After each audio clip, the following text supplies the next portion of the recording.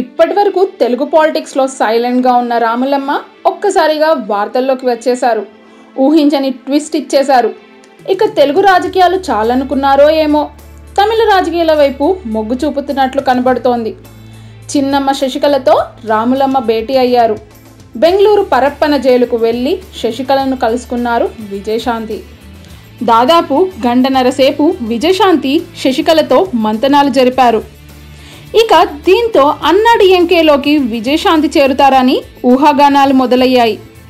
మొన్న ఆర్కే నగర్ రద్దు కాకముందు ఆ ఉప ఎన్నికల్లో దినకరన్ తరపున రాములమ్మ ప్రచారం చేశారు. రాములమ్మకు తమిళ ప్రజల నుండి విపరీతమైన ప్రజాస్పందన వచ్చింది.